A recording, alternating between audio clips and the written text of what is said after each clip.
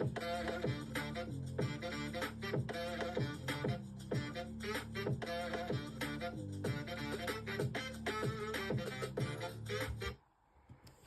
hi, everyone. Welcome back to the Minnesota Youth OCD podcast. It is May here again, and today, episode 2, we're going to talk about understanding OCD the right way.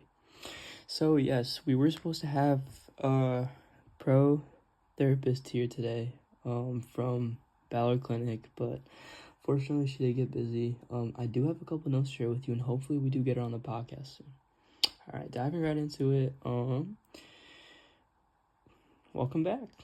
This is a place where we break down real conversations about mental health one episode at a time. If you tuned in last week, we talked about what it means to start understanding OCD, the thoughts, the patterns, and how awareness is the first step toward change.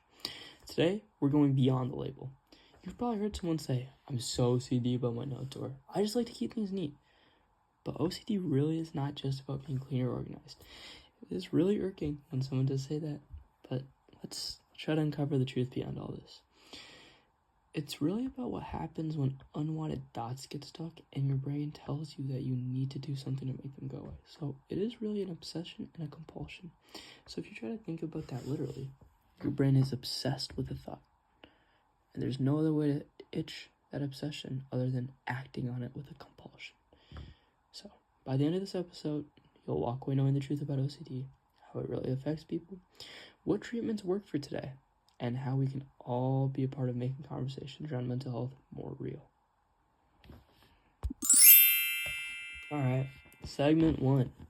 What OCD really is. Let's clear things up.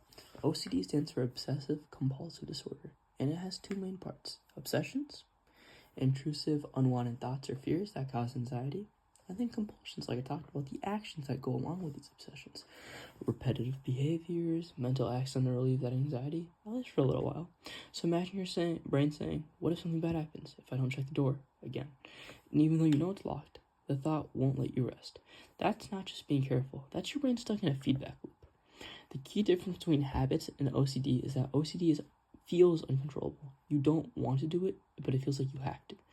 And this isn't about personality or perfection. People with OCD don't choose their thoughts or rituals. It's a real mental health condition that affects millions, including many youth right here in Minnesota, which we're going to dive into. And I've had a lot of feedback from the other blogs in my DMs, direct messages, so please go check the blog up.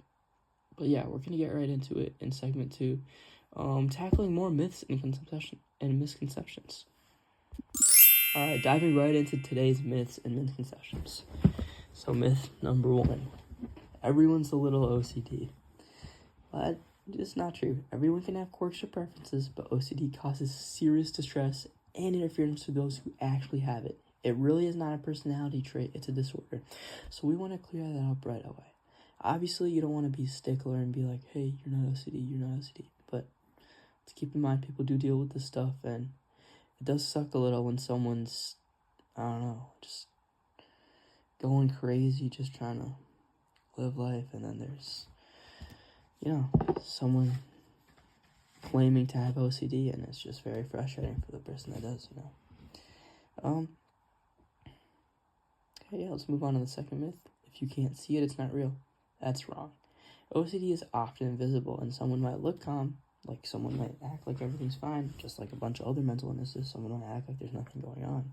But in reality, they might be battling loops or mental thoughts, So what does this mean?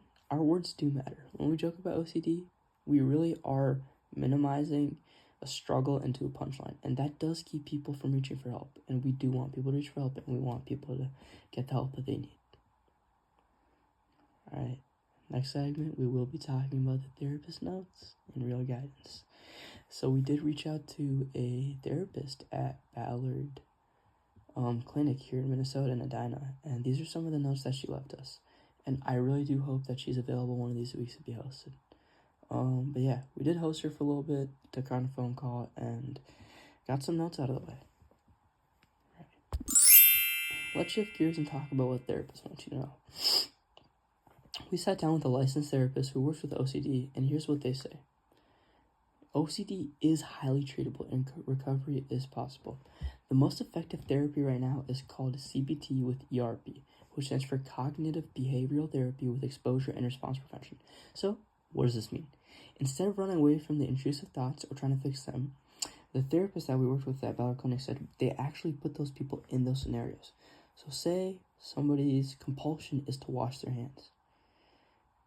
They will leave that person there with soap and water, but they are not allowed to wash their hands.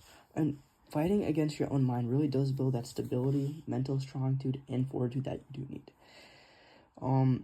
So exposure and response prevention helps you face them safely. Therapists also remind us that progress looks different for everyone. Some days you might face a fear head on, other days you might just practice nothing. The thought without reacting, both count. And this is big. You don't have to be at rock bottom to ask for help. Seeing a therapist isn't a sign of weakness.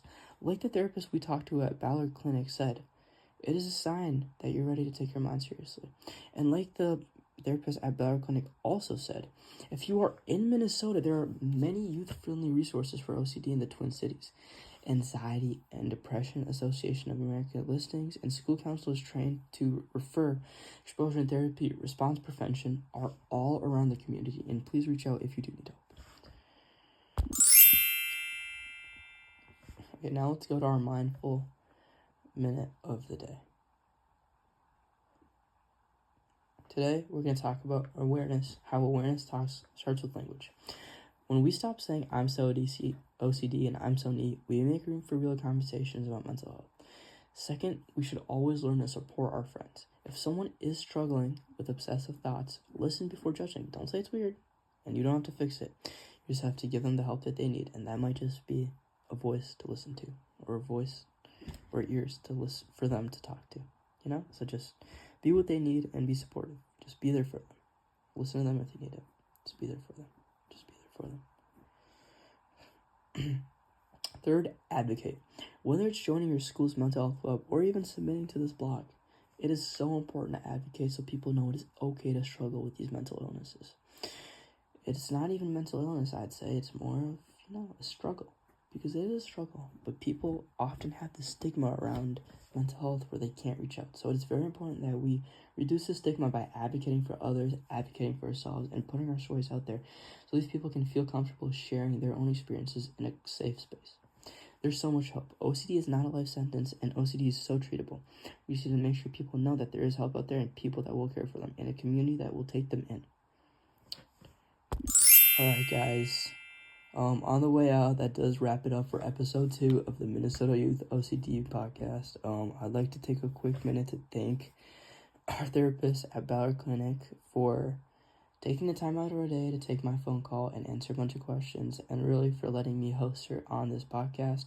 Now, I really hope that she can talk with us in person and we can share name, details, whatever else, with a quick, 2-minute phone call. That would be really good to help give some structure and validity to, what I'm saying about her notes. It's better if it comes straight from the source. So I'd really hope she does hop on the podcast. Well, today, what did we do? We unpacked what OCD really is, what myths can hurt. We took our mindful minute of the day, and then we also talked about what therapists around Minnesota recommend for people to help manage their OCD. If you found this episode helpful, share it with a friend, submit a blog, just reach out to me like a lot of people have been doing. And don't forget to follow us. We are growing. We're almost at 200 followers on Instagram. So please give us a follow. Stay tuned for episode 3, where we're going to talk about anxiety and OCD, which is a really important part of it. Until next time, keep learning, keep growing. And remember, it's just your thoughts. You are you. See you guys. Thank you. See you guys.